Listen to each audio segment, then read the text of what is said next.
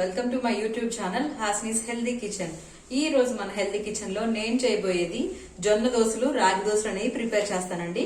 ఇది మన హెల్త్ కూడా చాలా మంచిది. Jowar millets and finger millets, దాంట్లో చాలా విటమిన్స్ ఉంటాయి, యాంటీ ఆక్సిడెంట్స్ ఉంటాయి, యాంటీ క్యాన్సర్ ప్రాపర్టీస్ ఉంటాయి. సో చాలా యూజెస్ ఉన్నాయండి వాటి వల్ల. వాటి బెనిఫిట్స్ ఏంటనే మీకు ముందు చెప్తానండి. జోవారీ మిల్లెట్ యూజెస్ వచ్చి ఏంటంటే అందులో vitamin B12, vitamin D6, niacin, bromine, riboflavin, తర్వాత వచ్చి calcium, so potassium, magnesium, zinc. Especially ఇది డయాబెటిక్ పేషెంట్స్ కి యాంటీ డయాబెటిక్ గా పనిచేస్తుందండి. జొన్నలో ఉండే ప్రాపర్టీస్ హార్మోన్స్ కూడా బాగా మంచిగా రిలీజ్ చేస్తాయండి. ఇందులో ఫోల్ వైట్ అనేది కూడా ఉంటది. ఇప్పుడు మీ ప్రెగ్నెన్సీ లేడీస్ గానీ, నార్మల్ లేడీస్ గానీ, ఏమైనా ఇర్రెగ్యులారిటీ పీరియడ్స్ ఉన్నా, ఏమున్నా ఫస్ట్ హాస్పిటల్కి వెళ్ళగానే వాళ్ళు రాసిచ్చేది ఫోలిక్ యాసిడ్ టాబ్లెట్ అండి.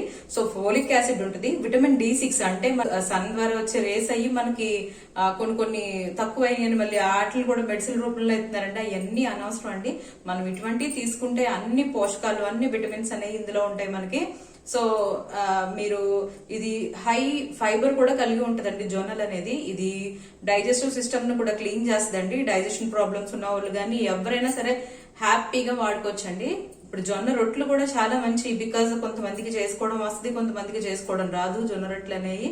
సో ఇలా ఈ దోసల రూపంలో తీసుకుంటే అందులో కూడా మనం మినపప్పు కూడా ఎక్కువ యాడ్ చేయట్లేదు. మినపప్పు కొంచెం ఫ్యాట్ అయినా బలం ఉండదు. మినపప్పు ఫ్యాట్ అయినా మంచి ఫ్యాటే, కొంచెం బలం అన్నమాట. సో మనం 2 గుప్పెళ్ళ అనేది మాత్రమే మినపప్పు యాడ్ చేస్తాం కాబట్టి ఇందులో మనకి ఫ్యాట్ అనేది ఏముండదు. రైస్ అనేది మనం యాడ్ చేయట్లేదు. మెంతులు కూడా తీసుకోవడం వల్ల మనకి డయాబెటిక్ పేషెంట్స్ ఎవరైనా ఉన్న వాళ్ళకి కూడా ఇంకా ఈ షుగర్ లెవెల్స్ అనేవి కంట్రోల్లో ఉంటాయి అన్నమాట. ఆల్రెడీ ఈ జొన్నల్లోనే యాంటీ డయాబెటిక్ ప్రాపర్టీస్ ఉంటాయండి. సో అది కాక మనం మెంతులు కూడా యాడ్ చేయడం వల్ల షుగర్ అనేది నార్మల్ గా కంట్రోల్లో ఉంటుంది. కొంతమంది షుగర్ పేషెంట్లు ఏ టిఫిన్లు తిందామా, నైట్ టైం ఏం టిఫిన్లు తినాలి, ఏం తినాలి, వాళ్ళు కన్ఫ్యూజ్ అయిపోతా ఉంటారండి. సో అటువంటి వాళ్ళందరూ కూడా జొన్న దోసలు తినొచ్చు హ్యాపీగా. మీకు జొన్న రొట్టెలు అంటే సరిగ్గా ప్రిపేర్ చేసుకోవడం రాదు, కానీ జొన్న దోసలు అంటే మీకు బాగా వస్తాయండి. మీరు జస్ట్ నేను చెప్పిన విధంగా బ్యాటర్ అనేది ప్రిపేర్ చేసుకుంటే కనుక మీకు జొన్న దోసలు అనేవి చాలా బాగా వస్తాయండి. దట్టు రాగి దోసలు కూడా చాలా మంచిదండి. రాగుల్లో ఐరన్ కంటెంట్ ఎక్కువ ఉంటుందండి. ఇప్పుడు ఎనీమియా ప్రాబ్లం ఉన్న వాళ్ళు, అంటే చూడండి HB లెవెల్స్ అవి తక్కువ ఉంటాయి కదండి. HB లెవెల్స్ తక్కువ ఉంటే చలి జ్వరం రావటం కానీ, ప్లేట్లెట్స్ పడిపోవటం కానీ, సో ఇటువంటి ప్రాబ్లమ్స్ అన్ని జరుగుతూ ఉంటాయి.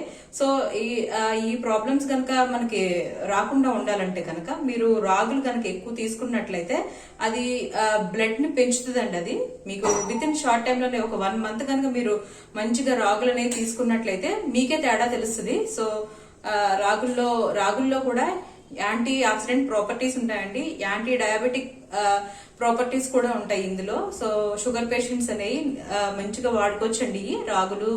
తర్వాత జొన్నలు అనేవి, సజ్జలు కూడా చాలా మంచి అండి. నేను అవి వేసినప్పుడు మళ్ళీ చూపిస్తాను. ప్రస్తుతం అయితే నేను జొన్నలు, రాగులు చూపిస్తున్నాను మీకు. అదండి. తర్వాత రాగులను వచ్చి మనం చాలా మంది రాగులను వచ్చి మన జావ రూపంలో, సంకట రూపంలో తీసుకుంటారండి చాలా మంది. కొంతమంది ఇష్టపడతారు, చాలా వరకు ఇష్టపడరు. సో ఈ దోశలు అంటే నార్మల్ దోశలాగే కాబట్టి మనం హ్యాపీగా ప్రిపేర్ చేసుకోవచ్చు. దట్టు ఇప్పుడు మనం బయటికి టిఫిన్ సెంటర్స్ గానీ, మన మొబైల్ క్యాంటీన్స్ గానీ అప్పుడప్పుడు వెళ్తా ఉంటాం. సో ఒక్క దోశ వేసేవాడు 40 రూపీస్ అనేది మన దగ్గర చార్జ్ చేస్తూ ఉంటాడు. సో మనం హెల్దీగా ఒక జొన్నలు గాని, రాగులు గాని ఇవి వచ్చి కేజీ వచ్చి ఒక 50 రూపీస్ కన్నా ఎక్కువ ఉండవండి. సో 50 రూపీస్ ఒక కేజీ పెట్టుకుంటే అలాంటి బయటవాడు 40 రూపీస్ వేసే దోశని మనం ఇంట్లో, అది హెల్దీ దోశ కాదండి, మనం ఇంట్లో ప్రిపేర్ చేసుకునే ఈ జొన్నలతో గాని రాగులతో గాని దోశలు హెల్దీ. దట్టు 1 కేజీకి వచ్చి మనకి దగ్గర ఒక 15 దోశలు వస్తాయండి. మనకి దగ్గరగా వేసుకుంటే 15 to 20 దోశలు వస్తాయండి. మంచిగా మనం బ్యాటర్ అనేది కరెక్ట్ గా ప్రిపేర్ చేసుకుంటే. సో దీన్ని బట్టి ఆలోచించుకోండి. మీరు కొంచెం ఒళ్ళు కొంచెం ఇది చేసుకుని లేజీగా లేకుండా ఇవన్నీ నానబెట్టుకుని మీ కిడ్స్ గానీ, మీ ఇంట్లో చాలా వరకు ఇప్పుడు హెల్త్ పేషెంట్స్ ఉంటున్నారండి. హెల్త్ ప్రాబ్లమ్స్ ఉన్న పేషెంట్స్ ఉంటున్నారు. వాళ్ళు లివర్ ప్రాబ్లమ్స్ అయినా ఉన్నాయి, కిడ్నీ ప్రాబ్లమ్స్ అయినా ఉన్నాయి, హార్ట్ వాళ్ళలో ఫ్యాట్ పేరుకుని ఉన్న వాళ్ళు ఉంటున్నారండి. అటువంటి వాళ్ళకి కూడా చాలా చాలా చాలా మంచిదండి.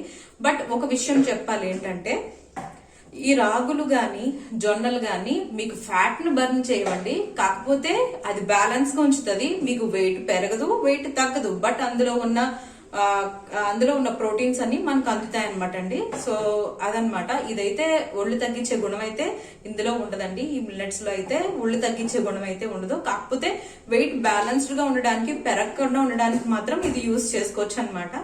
సో అదనమాట అండి.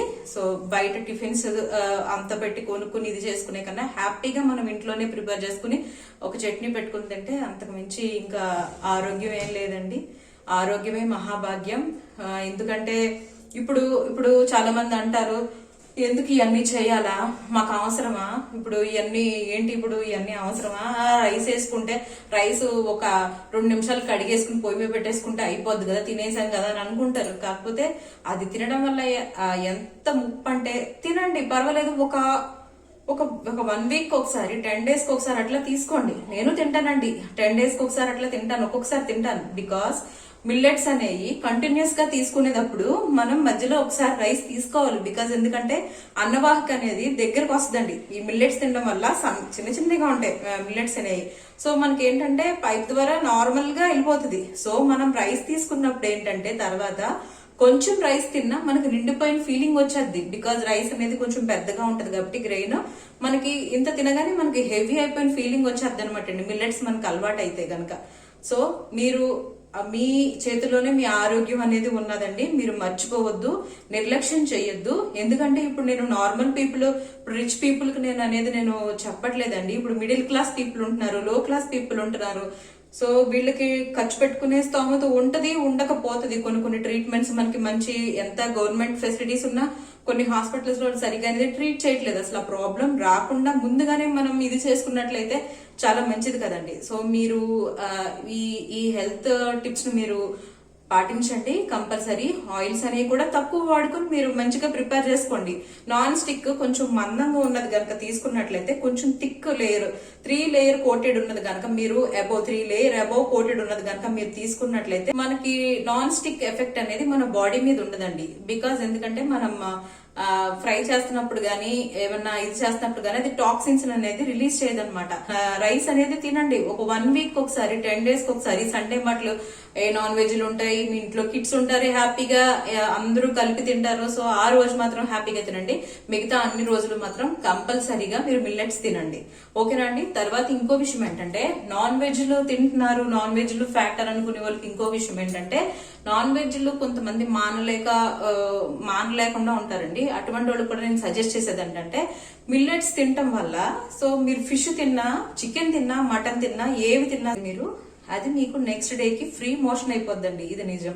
సో ఇప్పుడు మీరు ఆలోచించండి. ఇప్పుడు నార్మల్ గా చికెన్, మటన్ ఇవి తిన్న తర్వాత రైస్ తో తిని మీరు చూడండి, డైజెషన్ ప్రాబ్లం వచ్చేది, సరిగా మోషన్ అవ్వదు, చాలా ప్రాబ్లం వస్తుంది, ఒళ్ళంతా ఒక లేజీగా తయారవుతుంది. ఒక 2 days అలాగా మన బాడీ మన మాట విందన్నట్టుగా ఉంటది.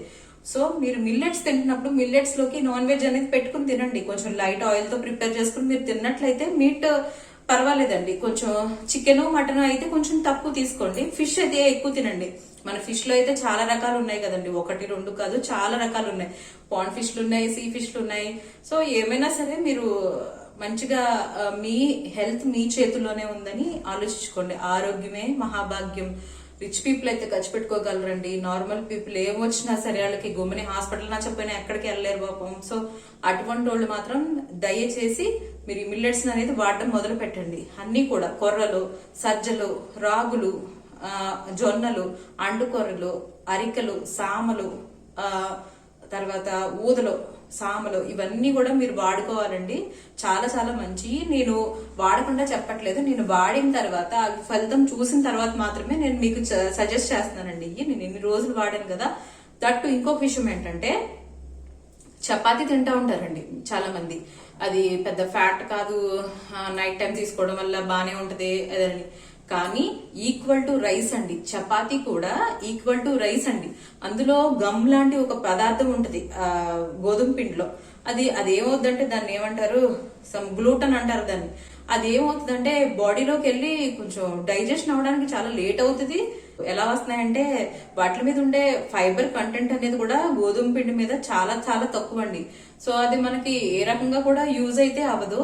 అసలు రైస్, మైదా, షుగరు ఈ 3 మానేస్తే చాలా చాలా హెల్తీగా ఉంటామండి. మిల్క్ వాడాల్సి వస్తే మిల్క్ వాడండి, కౌ మిల్క్ తీసుకోండి. మీరు కొంతమంది అసలు మేము మిల్క్ మానలేము, మాకు మిల్క్ అంటే చాలా ఇష్టం అని అంటున్నారు. ఓకే, మిల్క్ తీసుకోండి, no problem. But cow milk తాగండి.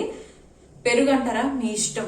మిల్క్ మాత్రం కొంచెం మీరు టీ కాఫీలు తాగే హ్యాబిట్స్ ఉన్న వాళ్ళు కౌ మిల్క్ మాత్రం తీసుకోండి. ఇది నేను సజెస్ట్ చేసేది అనమాట మీకు.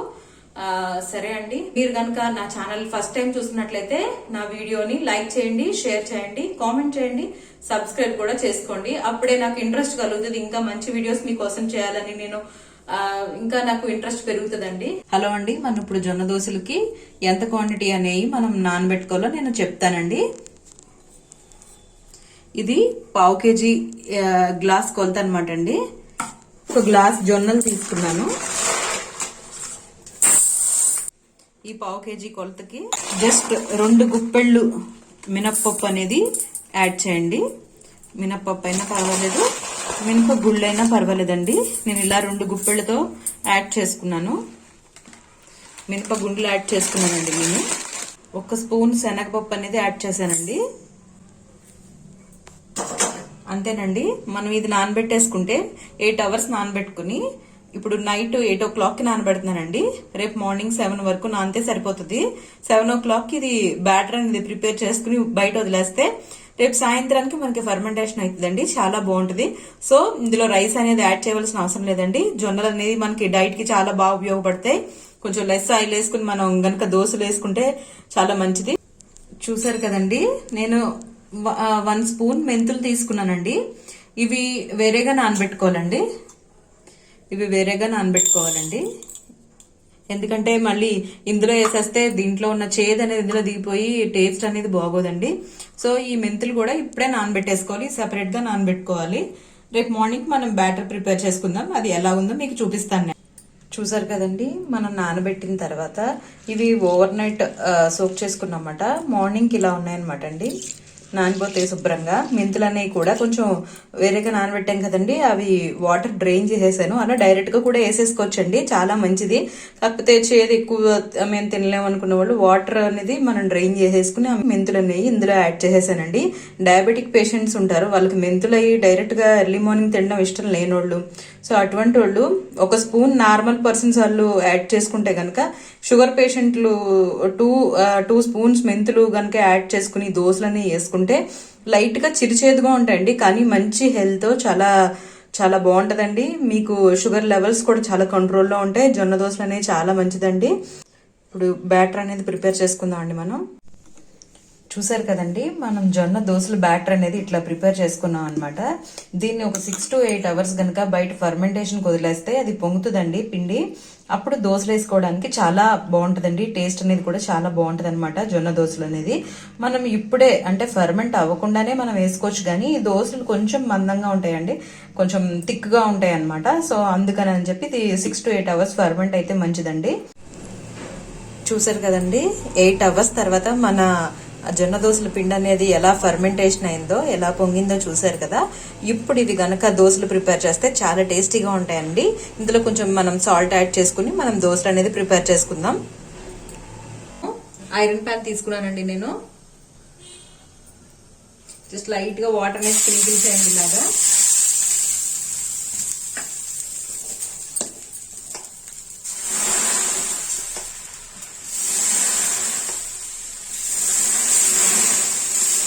ఇలా దోశనండి.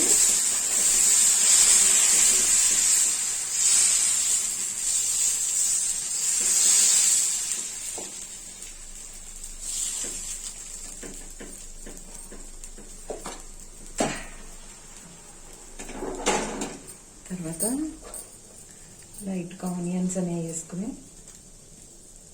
ఇది 1 సైడ్ కాల్చినా సరిపోద్దండి. లేదు ప్లెయిన్ దోశ తింటామనే వాళ్ళు 2 sides కాల్చుకోండి, బాగుంటది. ఇది 1 side కాలినా బాగుంటది, కాకపోతే కొంచెం మంచిగా కాలాలన్నమాట అండి. కొంచెం క్యారెట్ తురుము అనేది వేయాలి, కొంచెం కొత్తిమీర అనేది వేయాలండి.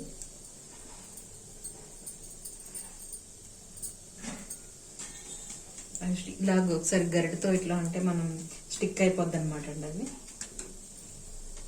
జస్ట్ వన్ సైడ్ రోస్ట్ చేసుకుంటే సరిపోద్దండి. మనం ఆయిల్ అలా వేసుకోవాలి. జస్ట్ కొంచెం కొంచెం, దీంతో చాలా తక్కువ పడుతుందండి ఆయిల్.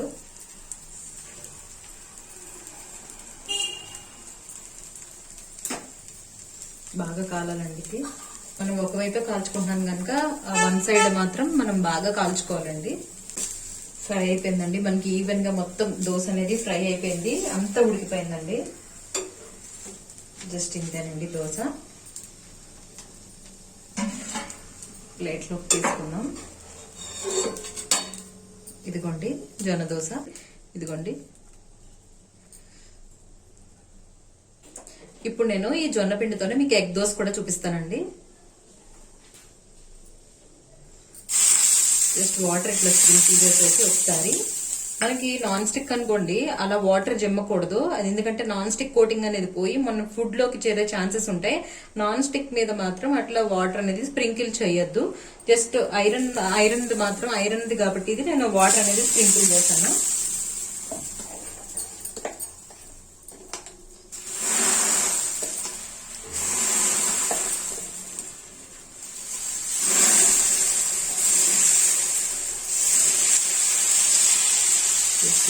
ఇలా స్ప్రెడ్ చేసుకోవాలండి.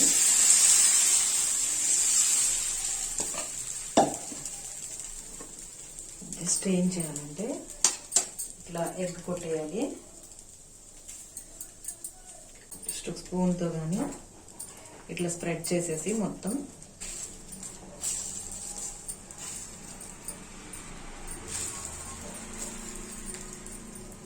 ఇంతేనండి. మీరు బయట తినే దోశలకు ఎంత ఖర్చు పెడుతున్నారో, ఎంత ఆరోగ్యం ఉంది, ఇది ఎంత ఆరోగ్యం మనం ఇంట్లో ప్రిపేర్ చేసుకునేది అనేది ఆలోచించండి మీరు. లైట్ గా సాల్ట్ అనేది స్ప్రింకిల్ చేస్తున్నానండి. లైట్ గా సాల్ట్ అనేది వేసానండి నేను. కొద్దిగా కారం అనేది అలా వేస్తున్నానండి. ఉల్లిపాయ ముక్కలు ఆప్షనల్ అండి, మీకు కావాలంటే వేసుకోవచ్చు, లేకపోతే లేదు. లైట్ గా ఆయిల్ అనేది వేసుకుందాము.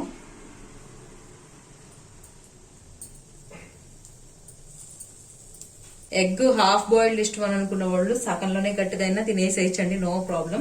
సో నాకైతే ఎగ్ స్మెల్ వస్తే నచ్చదండి, నేను బోత్ సైడ్స్ కాల్చుకుంటాను ఎగ్ వేసినప్పుడు. సో లైట్ గా ఇది కాలిన తర్వాత మనం ఇది ఫ్లిప్ చేసేద్దాం. ఫ్లేమ్ అనేది మీరు హై ఫ్లేమే పెట్టుకోండి. హై ఫ్లేమ్ పెట్టుకుంటే ఏంటంటే కింద మాడకుండా ఉంటదండి. కింద మాడి ఇలా అత్తత్ మాటలకి ఐరన్ అంటే చాలా ఇబ్బంది పెడుతుంది. యాక్చువల్ గా అయితే ఫస్ట్ దోశ రాదండి ఐరన్ అయితే, తర్వాత దోశలు వస్తాయి కానీ ఫస్ట్ దోశ అయితే ఫ్లాప్ అవుతుంది కంపల్సరీ. నాకైనా మీకైనా నాన్ స్టిక్ అనుకోండి త్వరగా వచ్చేది ఏ దోశ అయినా సరే. ఐరన్ దాని మీద మాత్రం త్వరగా రాదన్నమాట. ఫస్ట్ దోశ మాత్రం పెసరెట్ అయినా దోశ అయినా ఫస్ట్ ది పక్కకి వెళ్ళిపోద్ది. మన మీద ఫ్లిప్ చేసేద్దాం. చూసారు కదండి మన జొన్న దోశ అనేది, జొన్న ఎగ్ దోశ అనేది అయిపోయిందండి. ఫ్లేమ్ ఆపేద్దాం. ఇదిగోండి చూసారు కదా, ఇదిగోండి ఇది ఎగ్ జొన్న దోశ, ఇది ఆనియన్ జొన్న దోశ అనమాట అండి. టేస్ట్ చేసి చెప్తాను ఎలా ఉందో. నేను దీనికి కాంబినేషన్ గా టమాటా పల్లీ చట్నీ చేశానండి. టమాటాల్లో మాత్రమే నేను ఆయిల్ వేసానండి, అది కూడా 3 స్పూన్స్ వేసాను ఆయిల్. పల్లీలు మాత్రం నేను డ్రై రోస్ట్ చేసుకున్నానండి, 2 కలిపి ఆడేసాను. నేను పోపు అనేది వేయనండి, బికాజ్ ఎందుకంటే మా హస్బెండ్ కి పోపు అనేది నచ్చదు. సో ఇంకా తనకి ఇష్టం లేకుండా ఇంక వేయడం ఎందుకని చెప్పి నేను ఇంకేయడం మానేస్తాను అనమాట. సో అదనమాట. టేస్ట్ చూసి చెప్తాను ఎలా ఉందో.